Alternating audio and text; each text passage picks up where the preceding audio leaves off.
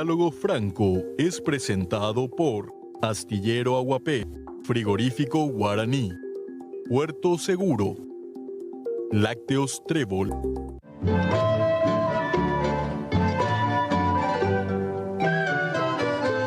Yacueque Paraguayo, Majema colabora, Yajamigo, Yajeca, Roja Silvarete Cue, Yavengane Catueteo, mi cobarde Oyapoa, Anicene Guayguru, Ocucaña Nerete, Ajeya Xerusese, Ajeya Opa Ejaba, Osere Taraicupape, Tamanoye Pechabe. Hoy ya oíramos en peligro seriamente amenazada, hay potabo y serenoy, a servican no hay super. Nay por ahí esta amenaza, Zapucay en la frontera, mi cobarde asesino, mi cobarde asesino.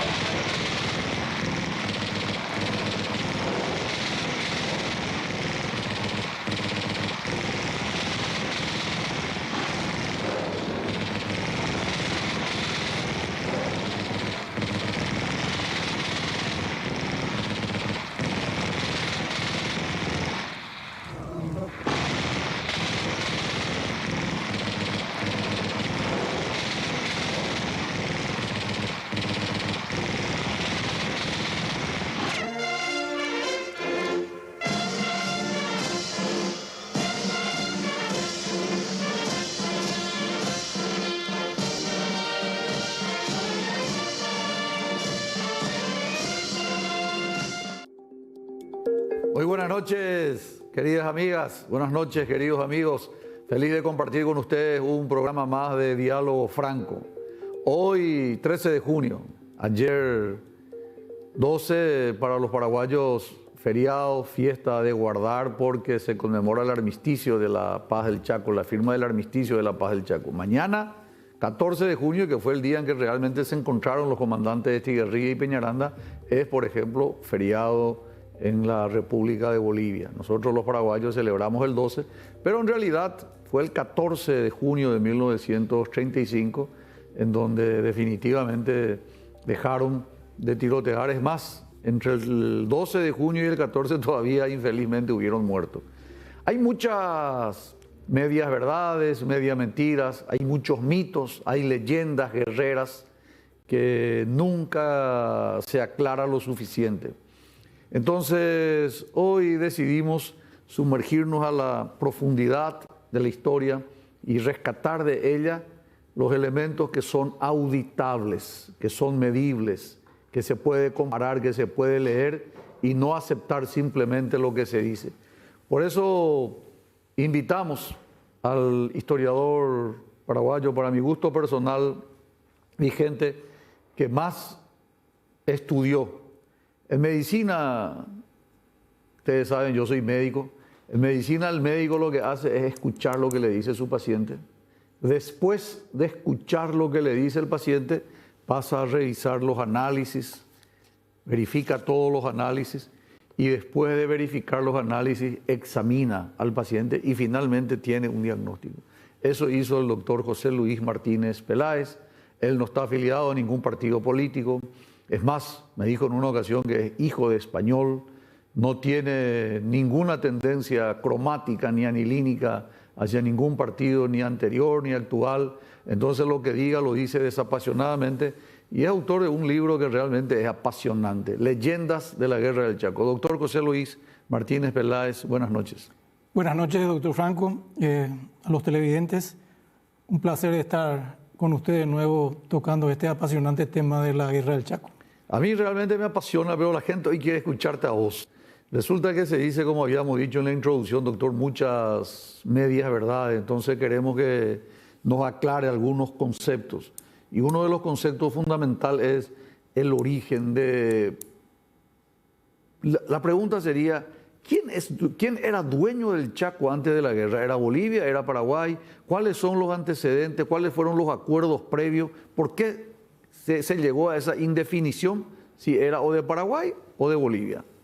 Bueno, la indefinición viene por la misma que ocurre en la época colonial, cuando el Reino de España no necesitaba tener límites muy claros entre sus intendencias y gobernaciones, que son las últimas entidades políticas que el monarca español funda, ¿verdad? Entonces, sí a España le interesaba saber dónde estaban sus límites con el Reino de Portugal, Claro. pero dentro de su reino, No era necesario. al monarca español no le era muy necesario tener muy definidos. Entonces los límites se hacían como superficie a la redonda de un obispado. Más que la capital de una provincia o de una intendencia de gobernación, lo que valía era la jurisdicción del obispado, que es donde, dentro de cuya jurisdicción se realizaban las distintas misiones, donde se catequizaban a los indígenas. En consecuencia, el Chaco, por ese principio, le correspondía al Paraguay porque fue la provincia, o me estoy refiriendo al Paraguay colonial, fue la provincia que encaró el gasto económico y de hombres, por supuesto, para conservar esas misiones evangelizadoras en el Chaco, que tampoco fueron muy profundas, pero sí se realizaron más de 100 excursiones a ese Chaco boreal y central, que es hoy la provincia de Formosa, Argentina, desde la capital Asunción. En consecuencia, los paraguayos tenemos en ese sentido, y para mi punto de vista, muchos mejores títulos que los bolivianos, que presentaban al Chaco boreal como su propiedad por imperio de la jurisdicción de la Audiencia de Charcas, que era más bien un tribunal de alzada o como una especie de Corte Suprema, que, como usted bien sabe, no puede tener jurisdicción política sobre un territorio, sino más bien jurídica. Y entonces ahí es donde se crea ese conflicto de intereses de Bolivia por un lado y de Paraguay, que presentaron sus respectivos títulos, pero que en el debate de los mismos, o digamos así, en las distintas negociaciones, que vamos a ver cuáles fueron esos tratados que usted cita, no nos pudimos poner de acuerdo con los bolivianos, y obviamente eso llevó ya en el siglo XX al conflicto, ¿verdad? Es decir, cuando no nos pusimos de acuerdo en la mesa, nos tendríamos que poner de acuerdo en el campo de batalla, ¿verdad? Bolivia tuvo un desmembramiento al igual que Paraguay en la guerra del 1879, Paraguay, como todos sabemos, 1865, 1870, y perdió también su costa sobre el Pacífico. Una guerra, entre paréntesis, Bolivia y Perú contra Chile, ¿verdad? Pero al perder eso, Bolivia tiene otro objetivo. ¿Cuáles fueron los acuerdos más importantes? ¿Cuáles fueron los hechos políticos, jurídicos? Sí, Bolivia intentó, o sea, a Bolivia siempre le correspondió la iniciativa para buscar esos tratados. Hay que reconocer que en ese sentido, a finales del siglo XIX, cuando Bolivia pierde su costa del Pacífico, busca con el Paraguay de buenas ganas. Hay que admitir de que fueron, desde ese punto de vista, muy voluntariosos para enviar muchas misiones al Paraguay. En ese sentido, nosotros fuimos un poco menos ágiles en ese sentido, y enviamos una o dos, cuando que ellos enviaron aproximadamente 15 misiones al Paraguay. De esas 15 misiones emergen 3 tratados bien claros. Si podemos ir viendo en la lámina A, por ejemplo, vamos a ver que, a ver si la producción nos puede poner Acá tenés, doctor. esas láminas. ¿Es esa o es otra? No, es una lámina que tiene el número, la letra A. La letra A, Pamela, por favor. Ahí vamos a ver un tratado. El primer tratado que está ahí es el firmado en 1879, y prácticamente inmediatamente después de haber nosotros obtenido el laudo Hayes, ¿verdad? Ese tratado está firmado por el boliviano Quijarro y el paraguayo Decut, y pretendía partir salomónicamente el Chaco en 2, ¿verdad? Entonces, lo que estaría por encima de la línea que cruza la altura más o menos del paralelo 22, donde está el río Apa, lo de arriba quedaría para Bolivia y lo de abajo para Paraguay. Este tratado no fue aprobado en Bolivia, y en consecuencia nosotros tampoco lo aprobamos, ¿verdad? Una especie de reciprocidad en ese sentido. Incluso Bolivia trató de modificarlo, pidiendo más todavía de lo que ahí se había obtenido, y dejó vencer, digamos así, este tratado. El siguiente tratado, el segundo, que es la lámina B, Este es un tratado firmado por Benjamín Acebal, nuestro conocido Benjamín Acebal, y el boliviano Isaac Tamayo. Aquí hay una especie de, digamos, de acuerdo, porque todo esto fue consensuado. En ningún caso se usó, digamos así, los títulos coloniales, sino que el dibujo que se obtiene aquí y en los 3 tratados que vamos a ver es el producto de un consenso entre ambos países. En este caso, entre el río Paraguay y el Pilcomayo hay una línea quebrada que le correspondería a Paraguay. Por encima, todo el resto le corresponde a Bolivia. En el medio hay una zona que se iba a dedicar o destinar a un arbitraje del rey Leopoldo II de Bélgica. Tampoco este tratado prosperó porque no fue aprobado por ninguno de los 2 congresos. El tercero, finalmente, la lámina C, vamos a tener al tratado de 1894, firmado por Gregorio Benítez, que fue nuestro, digamos... Benítez Ichazo. Benítez Ichazo. Gregorio Benítez era hombre de Solano López del gobierno de Solano López en Europa durante la guerra de la Triple Alianza. Y aquí vemos que hay una diagonal que parte del río Pilcomayo y va y sale debajo de la Bahía Negra. Y a la derecha de esa línea oblicua le correspondería a Paraguay y a la izquierda a Bolivia.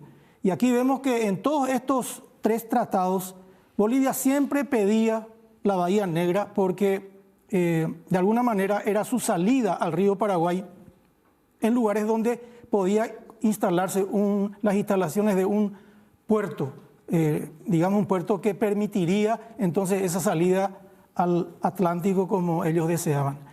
Estos 3 tratados, como digo, no prosperaron, fundamentalmente porque en Paraguay estábamos saliendo de la guerra de Guazú y no estábamos en condiciones de desarrollar ese Chaco, con lo cual lo que se quería era finiquitar el único tema ya limítrofe que quedaba, que era con Bolivia, porque con los otros países, el Brasil y la Argentina, ya teníamos solucionado el tema. Hubo un 4º intento, que es el protocolo Soler-Pinilla, que se hace en 1907 y que no tiene un tratamiento congresal tampoco, porque era un protocolo, no un tratado. Y con ese protocolo se estableció lo que luego se dio en llamar el statu quo, que es como decir, ustedes no pasan de esta línea y nosotros no pasamos de esta línea. Dejar como están las cosas. Claro, es justamente eso intenta decir ese término statu quo. Bolivia no respetó esa línea que le correspondía respetar, ingresó al lugar que iba a ser destinado a un eventual arbitraje, y no solamente ingresó a ese lugar, sino que ingresó ya en la zona Ayes, que estaba adjudicado al Paraguay por un arbitraje internacional. Desde ese punto de vista, Bolivia desconoció ese arbitraje de Ayes y lo violó sistemáticamente, fundando fortines a lo largo del río Pilcomayo y hasta prácticamente cerca de Nanagua. En lo que es su fortín más cercano se llamaba Saavedra. Así que eso es a grosso modo lo que ocurre hasta 1907. Y posterior a eso vienen algunas negociaciones ya de cara a impedir la guerra. Se consideran como negociaciones de paz 1927, 1928, tanto en Washington como en Buenos Aires, pero todas fracasan. Es decir, no nos pusimos de acuerdo nunca y en consecuencia fuimos a una guerra que podía explotar en cualquier momento y explotó precisamente en Pitiantuta en 1932. Cuando ocurren los sucesos, antes de entrar a la guerra propiamente dicha, doctor, la situación que se da en Vanguardia, la muerte del teniente Rojas Silva, ¿fueron situaciones agravantes también del ejército boliviano hacia el Paraguay? Sí, todo encuentro armado es agravante, sobre todo cuando el momento era de mucha tensión. Afortunadamente, los gobiernos entendieron que no eran suficientemente importantes como para ir a una guerra, pero fundamentalmente porque ninguno de los 2 países, en el caso de Vanguardia en 1928, ninguno de los 2 países estaba preparado para una guerra. Ya había pedido de armamento a Europa, tanto lado paraguayo como lado boliviano, pero no se habían recibido. Incluso nosotros, por ejemplo, teníamos ordenadas las cañoneras, pero las cañoneras estaban en construcción, aún no, hasta 1931 no las recibimos. había pedido de armas a Europa, pero el pedido alcanzó solamente el 25% del plan del general Schenoni, que era el plan adoptado por el gobierno liberal de aquella época. Y en consecuencia, ni Bolivia ni Paraguay estaban como para ir a una guerra. Afortunadamente las aguas se calmaron, tanto con el suceso de Vanguardia, sorpresa previamente, que es lo de Rojas Silva, y el caso de Vanguardia en 1928, que fue lo que más cerca estuvo de motivar una guerra. Finalmente tenemos en el 32 el tema de Piti y Antuta, donde ya definitivamente nosotros estábamos medianamente armados, pero sí como para ir ya a una guerra, ¿verdad? Que es un tema que vamos a tocarlo en el siguiente bloque, que es el tema de la preparación paraguaya para esta guerra. Efectivamente, nosotros no pretendemos en 48 minutos que tenemos de programación tocar batalla, ni hablar de la guerra, ni de estrategia, sino simplemente el objetivo es tratar de desmitificar. Y un mito que siempre se le ha acusado al Paraguay y en particular al gobierno de entonces, al gobierno del Partido Liberal, es el estado de abandono, el estado de falta de preparación de la guerra del Chaco. Incluso costó vidas. El 23 de octubre de 1931 hubieron 8 fallecidos como consecuencia de esta situación. A la vuelta del corte, el doctor José Luis Martínez Peláez nos va a aclarar estos y otros consejos. Calmama, ganan agua de gloria, 13 tuyutí. Me encanta cuando escucho esta música, se me eriza la piel, se me pirimbaja, bueno, mitad campaña, doctor. Doctor José Luis Martínez Peláez, ¿estaba realmente desarmado, estaba inerme el gobierno paraguayo, el ejército paraguayo? Bueno, este es un tema que hay que analizar desde 10 años atrás, ¿verdad? Porque si tomamos conclusiones muy cerca de la guerra nos equivocamos. Justamente en mi libro yo hago un esquema donde demuestro que el cálculo hay que hacerlo desde 1923, cuando acaba la revolución de Chirife. Y apenas acabó esa revolución, ya el Paraguay empezó a prepararse de alguna forma. O sea que no se puede decir que eso se abandonó. Había intenciones de armar, lo que no había era dinero, doctor. Y usted sabe muy bien que claro, terminada una revolución hay que reorganizar el Estado, constituir entidades, dotar de funcionarios públicos de nuevo. Entonces no había dinero. Se hicieron 3 planes. Uno le correspondió al general Escobar, que era el hijo de Patricio Escobar, otro al coronel Rojas, que estaba encargado más o menos del ejército, y el tercero le correspondió al general Schenoni, que es el plan que elige Ayala cuando es nombrado presidente, elige para... Que fue el más ambicioso también. Que fue el plan más ambicioso, porque no teníamos dinero. Schenoni planteó armar un ejército de 23.000 hombres, ¿verdad? Y había dinero para un cuarto de eso, que es lo que dijo Eligio, ¿verdad? Que no podemos comprar armamento para 23.000 hombres, vamos a empezar al menos para una división de 5.000. Teníamos, después de la revolución, 2.500 fusiles, y Schenoni planteaba comprar 14.000 fusiles. Entonces, se inicia ese periodo allá por 1924, no solamente de ir comprando armamento, sino de ir también constituyendo fortines, porque los bolivianos estaban viniendo, claro, y no era cuestión de dejarle solamente a los pastores evangélicos que estaban en la zona de Nanagua, ¿verdad? Más tarde, en 1926, entran los menonitas, y distintos de los bolivianos que llevaban un soldado primero y detrás quizás un colono, nosotros lo hacíamos al revés, mandábamos el colono primero y el ejército venía después. Así mismo. Por una cuestión de presupuesto, ni más ni menos. En consecuencia, tuvimos 10 años los paraguayos para darnos cuenta de que eso no se movía. De hecho, la reacción de los jóvenes en 1931, que usted citó recién, aquella masacre del Palacio, es justamente por culpa de esta supuesta indefinición que había respecto de la preparación para proteger el Chaco. Y todo esto vino incluso durante la guerra, también se mantuvo mucho ese mito de que estábamos impreparados, y mucho después de la guerra también, en función a muchos elementos de juicio, y uno de ellos es, y hasta ahora se dice, que el soldado paraguayo fue desarmado al Chaco.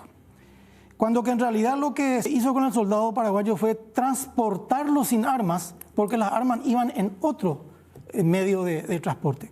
Yo traje algunas fotos y la producción nos puede pasar por favor las siguientes fotos, que es la lámina D, que vamos a ver que los soldados, aquí tenemos en la foto a soldados concentrados en el estadio de Sajonia. Estadio de Puerto Sajonia. En el estadio de Sajonia. Ustedes podrán ver ahí que ninguno tiene su fusil, todos tienen sus sombreritos nuevos, incluso algunos, por ejemplo en la tercera fila vemos que a la derecha hay gente descalza, posiblemente esos 3 señores que están ahí llegaron ese mismo día sin zapatos del interior. Y entonces se le iba equipando al soldado de a poco. Esta es, vamos a decir, la salida de los soldados del estadio de Sajonia, y distinto de muchos que creen que ese soldado iba al puerto de Sajonia, donde está el arsenal, en realidad bajaban la calle Colón, iban al puerto de Asunción y ahí embarcaban. En la siguiente lámina vemos ya esos mismos soldados, pero embarcados en el cañonero, siguen sin estar armados con sus armas individuales, en este caso el fusil. El machete nunca, doctor, fue un arma individual de nuestro ejército, fue una herramienta de zapa, es decir, una herramienta para abrir picada, pero nunca para el combate. Claro. O sea que ese es otro mito, otra leyenda, a pesar que una que otra batalla quizás haya habido algún tipo de remate final con el machete, pero no fue un arma, digamos, de uso constante. En la siguiente, por ejemplo, vamos a ver que esto es una foto de la vuelta de muchos soldados, pudo haber sido soldados heridos o desmovilizados, y tampoco tienen sus armas, porque las armas pertenecían al regimiento donde habían sido asignados esos soldados, pero no al soldado. Distinto de Bolivia, que al soldado se le entregaba su fusil en La Paz y no se desprendía del fusil en todo el viaje hasta el Chaco. O sea, ahí ya hay una gran diferencia. Entonces, con esto nosotros demostramos que eso de que el soldado paraguayo fue desarmado es en realidad una práctica cómoda y segura, porque si por ahí teníamos algún inconveniente con las naves, si fueran bombardeadas por la aviación boliviana, iba a haber problemas o con el hombre o con su arma, pero no con los dos juntos, ¿verdad? También es una especie de medida de seguridad. Entiendo que hay una última foto que es la misma gente o los mismos soldados que estaban en el estadio, que luego fueron transportados en la cañonera, y aquí ya los tenemos en Puerto Casado. Siguen sin sus armas, las cuales van a ser entregadas a partir de este momento que se muestra en la foto, cuando suben a aquel pequeño ferrocarril, el trencito de trocha angosta de Puerto Casado, y al llegar a Isla Poí o Villa Militar, es ahí donde se le entregaba sus armas, ¿verdad? Y en ese sentido, no solamente el arma individual, que era el fusil, sino que también las armas automáticas que correspondían a los distintos regimientos. Entonces, esa es la historia de cómo se fue armando a ese soldado que iba.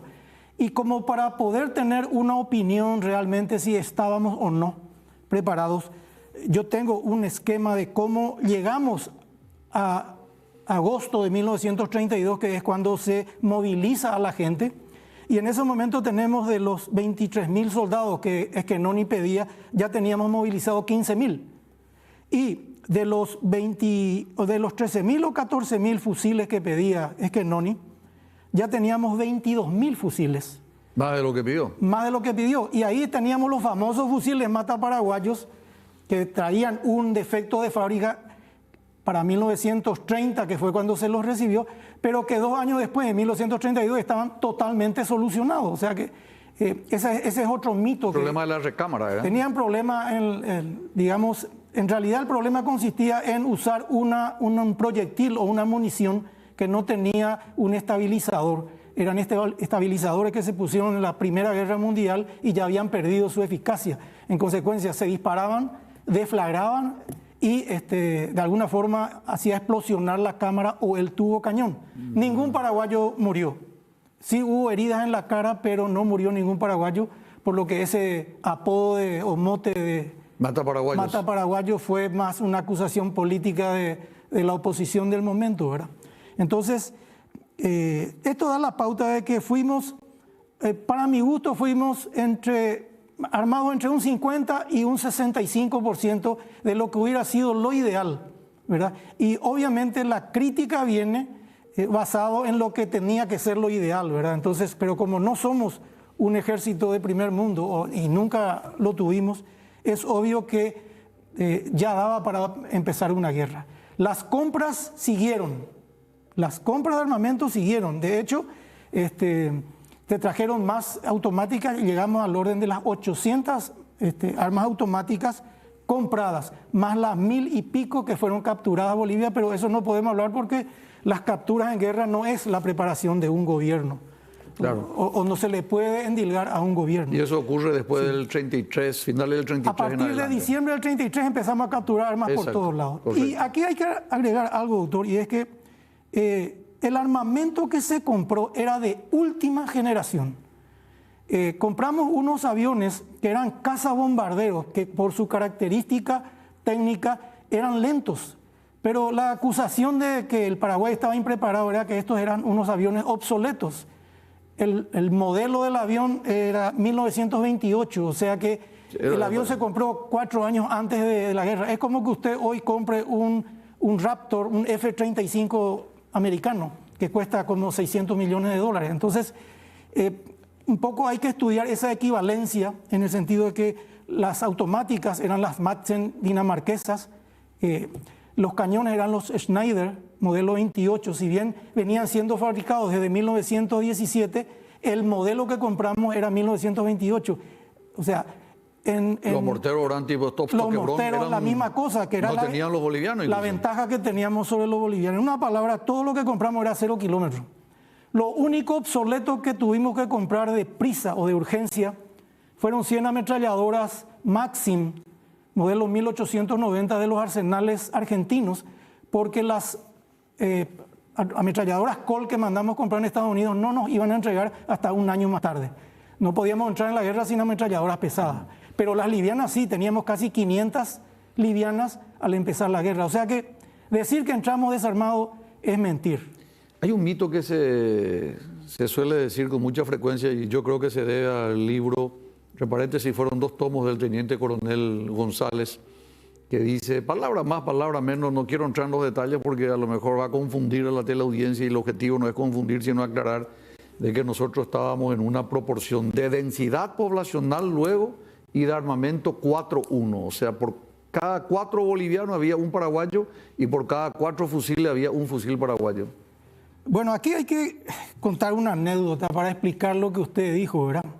Y la anécdota consiste en que en 1927 los bolivianos reciben una oferta de la fábrica Vickers inglesa, a sabiendas ya que Bolivia y Paraguay estaban a punto de entrar en una guerra. Entonces los ingleses enviaron una oferta muy grande, enorme, como para un ejército de 80.000 soldados. Esa oferta fue, de alguna manera, vamos a llamarlo por su nombre, fue robada de algún ministerio boliviano, y yo quiero creer que vía Chile aparece en Paraguay. Y aquí hay que hablar del embajador Rivarola, que fue un capo. Vicente Rivarola. Vicente Rivarola fue un embajador extraordinario. Tomamos contacto con su hijo y tenemos algunos ejemplares, algunas fotografías. Yo quiero creer que Rivarola es el que consigue esa lista. Llega a Paraguay esa lista o esa oferta, y el doctor Riar muy hábilmente presenta ese documento en el Congreso Nacional. Sí, sí. Y se asustaron todos. O sea, nos asustamos Luis Alberto todos. Riar estamos hablando. Nos asustamos todos porque íbamos a enfrentar un ejército o un país que estaba comprando armas para 80.000 hombres cuando que no pasaba de ser una oferta recién. Esa oferta fue 3 veces reducida. Era 3 millones de libras esterlinas. Aproximadamente. Bolivia redujo esa oferta a casi 1/3, pero eso aquí no nos enteramos. Entonces, ¿Sabe cuánto terminó pagando Bolivia de las 3 millones de libras esterlinas? 1.250 millones de libras esterlinas. 1/3, exactamente. Podría ser. La cuestión es que el teniente coronel González, Antonio E. González, parecería que también fue engañado por este tema de la oferta boliviana, y en consecuencia pegó el grito al cielo y dijo, no, proporcionalmente hablando, estamos perdiendo ya una guerra que todavía no empezó, ¿verdad? pero era falso, esa es una información. En tu libro, doctor, le das un gran destaque y una gran responsabilidad a la habilidad que tuvo el entonces ministro de Guerra del Paraguay, el doctor Luis Alberto Riar, en esta información. Riar fue uno de las mentes más brillantes que tuvimos en ese momento. No hay que olvidar que no solamente antes de la guerra logró que el Paraguay o el Congreso apruebe las compras de armamento, sino que participa muy hábilmente en las negociaciones para el cese de las hostilidades y finalmente termina firmando, digamos, también el Tratado de 1938. En este sentido hay que considerar que el teniente coronel González hizo sus publicaciones, pero finalmente es un hombre que termina admitiendo que todo lo que dijo, él no vio en el Chaco, él no vio 80.000 soldados en el Chaco, él no vio las tantas miles de metralladoras, Sí. él no vio eso y dice, ¿dónde estaban? Pero fuiste muy cáustico con González. Nunca olvido una parte del libro, vos te vas a acordar mejor que yo, cuando decís, bueno, el teniente coronel González en el año 1955 no fue capaz de ver y no tuvo en cuenta que un país no solamente tiene lo que puede, sino que además lo que su presupuesto le permite. Por supuesto. Yo quiero creer que González cargó un poco la tinta. No hay que olvidar que era opositor al gobierno de Eusebio Ayala. Si bien hasta ahora yo no puedo determinar si era colorado, si era, digamos... Activo dentro del Partido Colorado, ocupó cargo incluso después. Sí. Yo desconozco ese dato, así que ahora me entero.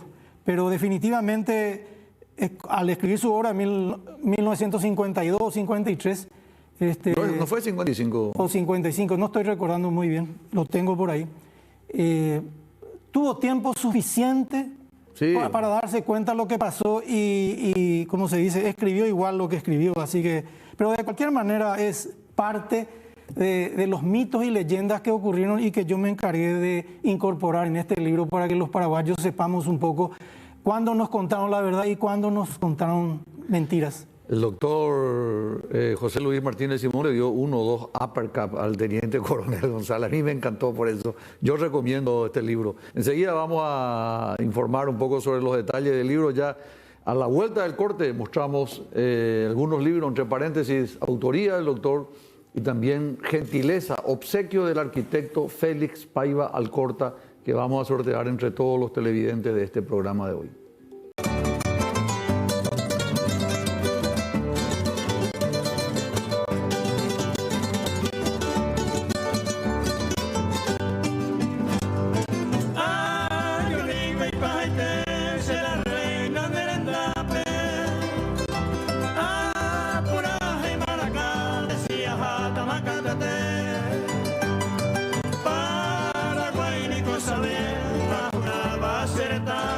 El doctor José Luis Martínez Simón está muy bien abrigado, vino muy elegante hoy, pero de todos modos una gentileza de Laboratorios Confar.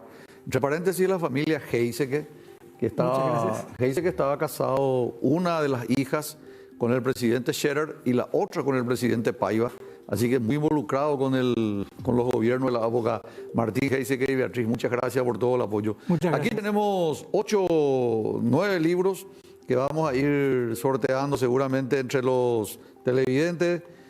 Félix Paiva Alcorta, Tiempos, primer Congreso Eucarístico del Paraguay. Hay 2 del suscrito sobre el desarrollo integral del Chaco. Hablando de Heiseke, Armando Cristian Paiva Heiseke, que es el que va a estar con nosotros también. Y este es con respecto a Sinforiano Alcorta, y un libro que es imperdible. Yo le recomiendo a todos los que quieren ser chacólogos y convertirse en buenos conocedores de la historia del Chaco, Leyenda de la Guerra del Chaco, del doctor José Luis Martínez Simón, imperdible. Vamos a sortear también un ejemplar. Gracias, doctor, muy amable. A mí me molesta cuando Cerro Porteño le ganó la vez pasada a Olimpia. Le ganó 1-0. Otra voz, Olimpia le ganó a Cerro. Y algunos periodistas deportivos dijeron, ganó Olimpia pero perdió. Igual que la Guerra del Chaco, ganamos pero perdimos. Y si hay algo que me produce taquicardia es cuando la gente quiere dar a entender que el ejército paraguayo ganó la Guerra del Chaco y perdió. ¿Quién ganó? ¿Quién perdió? ¿Quién era dueño del Chaco? ¿Quién se rindió? quiero que me aclare un poco esos conceptos, doctor, porque ahí la pelota ante los cañas, así decirnos la cancha entera o cañas. Entonces es importante aclarar eso para que no haya dudas. Por favor. Bueno, preparamos una serie de láminas para explicar este caso que es bastante confuso y más confuso aún porque hubo un uso político del resultado de la guerra por todos los gobiernos nacionalistas, ¿verdad? Y tenemos que ir diciendo primero que en el Chaco tuvimos 3 grandes áreas que se definen al final de la guerra. El área 1 es el área que ya estaba bajo administración paraguaya al empezar la guerra.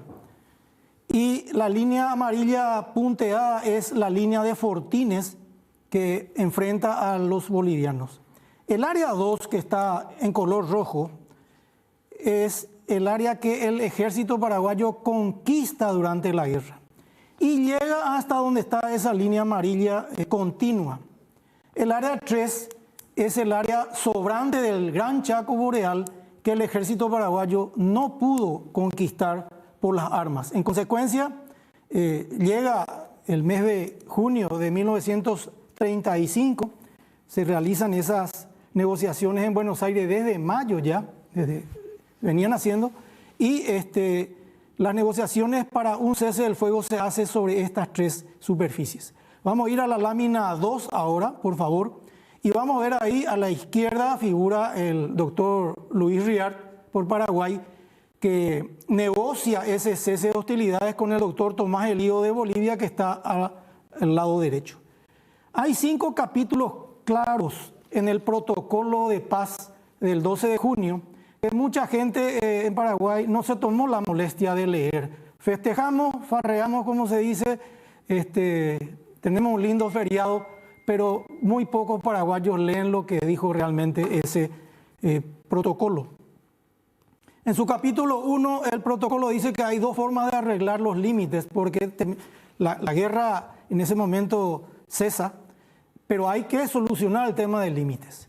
Entonces se dan 2 formas de arreglar límites. Uno es por un arreglo directo, Paraguay y Bolivia, sin, digamos, intromisión de nadie. Sin arbitraje.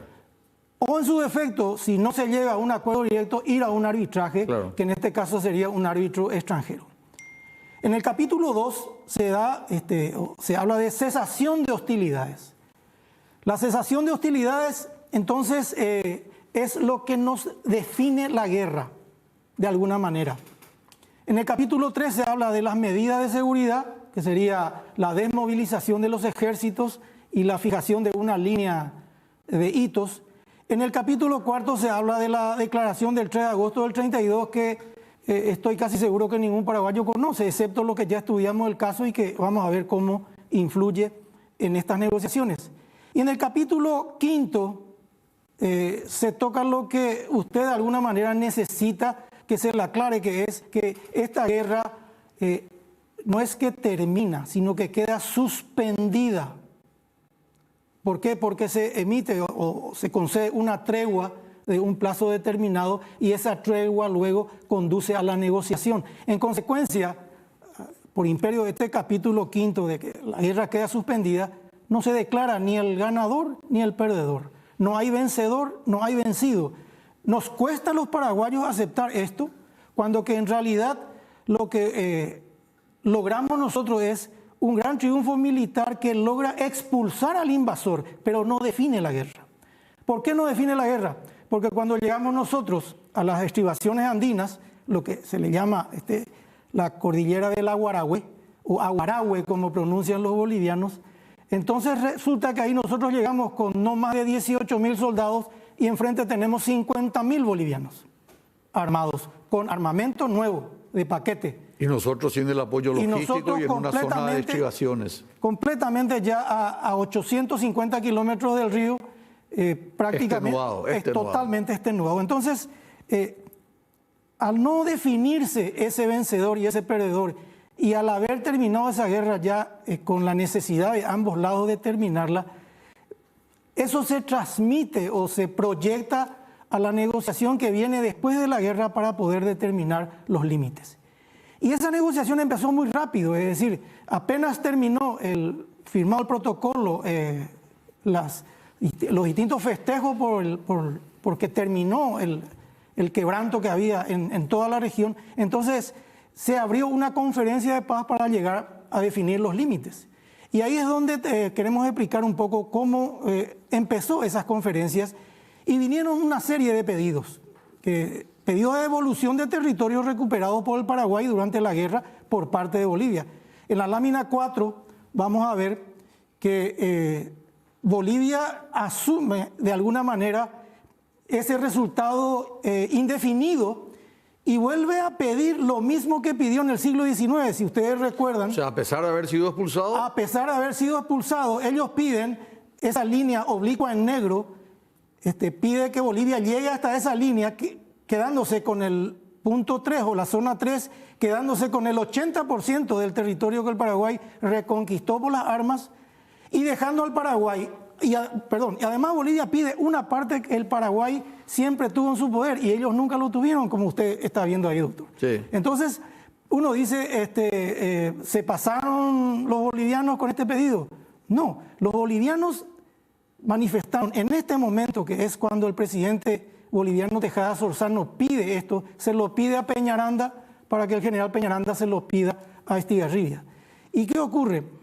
Ellos plantean esto porque para ellos la guerra es como si no hubiera existido. Porque al no definirse esa guerra, entonces no hay... Comenzar todo de nuevo. Claro, hay que empezar todo de nuevo. Esa era la política. Por supuesto, a este primer pedido que es en junio del 35 le dijimos que no. En la lámina 5 vamos a ver que hay otro pedido boliviano. Esta vez ya lo hace el doctor Tomás Elío en julio, al mes siguiente. Esto ya es en Buenos Aires, año 35.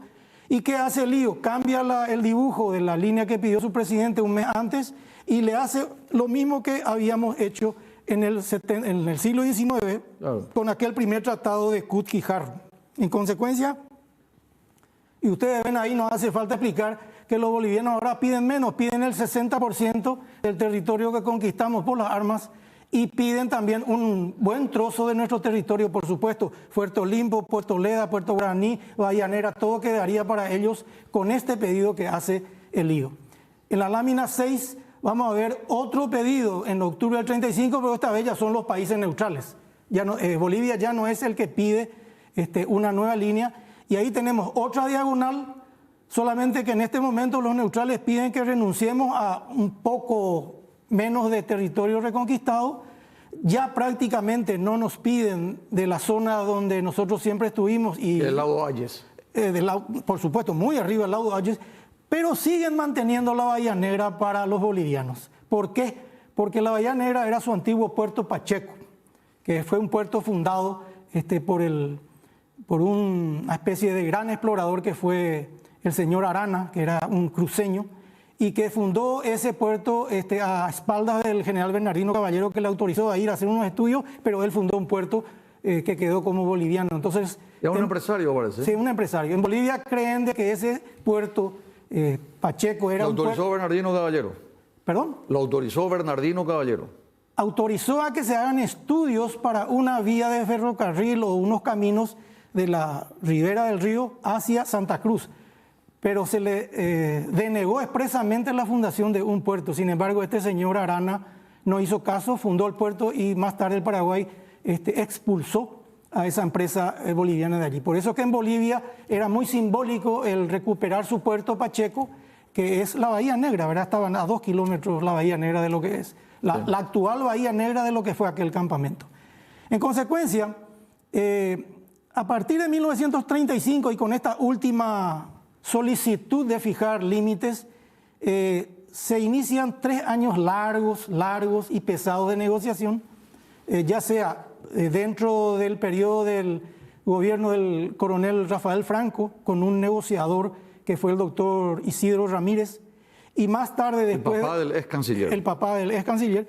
Y después de ser derrocado el coronel Franco en agosto de 1937, reasume otra vez el doctor Zubizarreta, que fue el negociador original en representación del gobierno Jerónimo Zubizarreta. ¿A dónde llegamos en el 38? Que es un poco para terminar de explicar este tema. Siguiente lámina. Ustedes van a ver que la línea negra continua, oblicua, que los países neutrales plantearon en 1935, ahora se convierte en una línea de puntos de los mismos neutrales. Exactamente, una línea de puntos que supone que todo el espacio intermedio es el espacio que los neutrales retroceden en sus aspiraciones o en sus propuestas, digamos así. Y esto es producto de la forma tan, digamos, fuerte y... ¿Cómo sería el término, doctor? No, sería la diplomacia intransigente paraguaya. Intransigente paraguaya, en realidad una intransigencia que casi nos crea otra vez, digamos, la reedición de la guerra. Pero de cualquier manera lo que aquí se estaba imponiendo sobre la mesa de alguna manera es ese resultado que no estaba definido en los papeles, pero sí estaba definido en el campo de batalla. Entonces, a esa línea de la propuesta neutral, nosotros le hacemos una contrapropuesta, y es la lámina 8, que por favor, y ustedes van a ver que desaparece la línea recta de los neutrales y aparece una nueva línea recta, o sinuosa sería, pero es una línea negra continua, y esa es la propuesta paraguaya. Y usted va a ver ahí, doctor, que hay una zona que está comprendida entre la propuesta neutral y la contrapropuesta paraguaya. Y esa línea crea dos zonas, una zona A, que está dentro de la zona donde el ejército paraguayo estaba plantado en el 38, nosotros nos quedamos 3 años más en el Chaco, sí. Y una zona B, que es donde nuestro ejército nunca estuvo. Sí. Entonces, se crea una situación en la cual tanto bolivianos como paraguayos y los neutrales entienden que la zona para fijar el límite tiene que estar dentro de esa zona A y B. ¿De qué manera lo hacen? Pues se sabe muy bien, y a esta altura ya es absurdo ocultarlo. Eso se logra en un acuerdo privado, confidencial, que se tardó casi 30 años en descubrir, donde paraguayos y bolivianos aprueban, vamos a decir, una línea de límite. ¿Un canje sería? Sí, por supuesto que al hablar una zona A, que es una zona que el Paraguay está ocupando y que estaba con muchos habitantes bolivianos, y hablar una zona B que el Paraguay no ocupaba y que no tenía habitantes bolivianos, entonces es obvio que el resultado de cualquier tipo de negociación es encontrar una línea de límites que compense a ambos territorios y le dé el gusto a todos. Y en ese sentido, la famosa leyenda de la entrega del Chaco está aquí en la comprensión de este tema o de esta negociación. ¿Por qué? Porque cuando se habla de la entrega del Chaco, se habla de la entrega de la zona A, pero no se habla de la obtención de la zona B. Claro. Y en eso consistió, digamos, este mito de la entrega del Chaco, de eso de que ganamos la guerra y perdimos territorio. Doctor, tenemos que ir a un corte, por favor. Después, sí, a la vuelta. Muy bien. Vamos a un corte, vendemos y regresamos inmediatamente en la parte final con el doctor José Luis Martínez Simón. Ante la cantidad de llamados, de mensajes, no vamos a poder infelizmente sortear hoy porque se nos va el programa y el doctor todavía no terminó su propuesta de la parte más interesante. Así que esto vamos a seguir. Pamela, pone por favor ahí en el piso, en el zócalo, el número de WhatsApp del canal para que la gente llame y se vayan anotando, por favor.